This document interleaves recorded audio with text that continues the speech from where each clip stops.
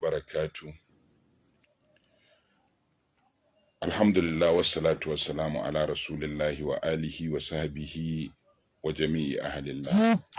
Yan uwa barkanmu da wannan lokaci, barkanmu da safiyar Juma'a. Muna alhini da bakin ciki akan abin da ya faru a Sokoto, wanda yake abu ne wanda ya tada hankalin ƙasa, kuma duk mai hankali dole ne ya damu da abin da ya faru. Kuma a bisa abin da za mu iya mun dan bibiyi menene ya faru, na saurari zagi da rashin kunya da rashin kirki da rashin kyautatawa da rashin nuna ya kamata da ya fito daga bakin wata wacce ake kiranta Deborah. Kuma na samu labarin abubuwan da yan uwa suka aikata, wanda yake ya kawo abin da ake kira mixed reaction a ƙasa, wato mai da martani daban-daban. Abin da nake so yan uwa don Allah su nutsu su yi akan wannan abu shine mu koma mu duba hukunce-hukunce da malamanmu suka yi, musamman na baya.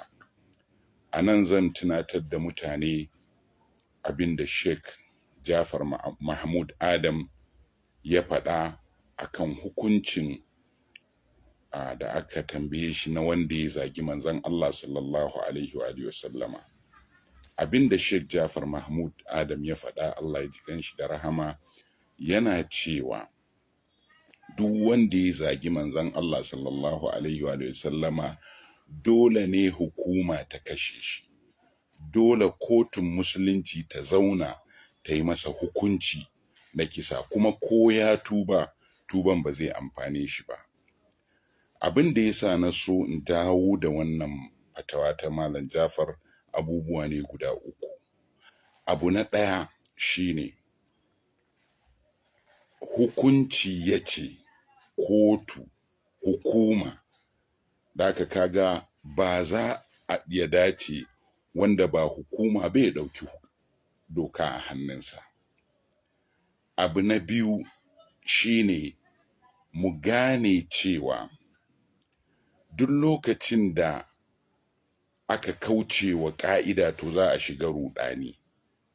Abin da nake nufi da kauce wa ƙa'ida shine idan aka ce hukunci, to ana nufin sai wanda yake da doka a hannunsa shi zai yi hukunci.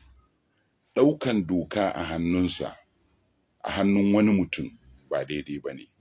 Abu na uku wanda yake shine muhimmi, wai wannan ne na farko a ƙasan nan, koko shine na biyu, koko shine na uku? Babu wani mai hankali da zai halatta zagi na mutumin da bayi da ma magoya baya ko ɗaya, ballantana mutum mai daraja, wanda duk mai imani ya yadda duk duniya Allah bai taɓa halittar wani mutumi wanda yake da daraja irin tashi ba. To sai ya zamana cewa wannan mutumi wani ya zo ya tashi ya zage shi a cikin jama'a, har ma inda za ka saurari audio ɗin, mutanen da suke wajen ma sun nuna kamar sun reacting, wato sun nuna ba su ji daɗi ba. To wannan abu yana faruwa a ƙasan nan. Me hukumomi suka yi? Na samu bayanin sanarwar mai alfarma sarkin musulmi akan wannan abu. To amma abin da muke so shine, ba idan irin wannan abu ya faru kawai a fitar da sanarwa ba, ya kamata a ce an yi ƙoƙari, an zauna, an fitarwa da al'umma mafita don gaba. Ba ma so irin wannan abin ya dinga faruwa, ba ma so a dinga kashe mutane a ƙasa ba tare da hukuma ce ta kashe su ba. Kuma ba za mu bari a ce wai kowa ya zagi wanda ya ga dama ba, ba ma son irin wannan. Mu lura a ƙasan nan ba a taɓa samun rahoton musulmi mai hankali ko mara hankali ya fito yana zagin annabi Isa alaihi salamu ko wani daga cikin annabawa ba, ni dai ban san haka ba. Saboda haka mu ci gaba da wannan matsaya ta kar mu zagi wani mai daraja, ko fasto ne kar a zage shi, ko ma mutum ƙarami ne kar a zage shi balle cin mutunci.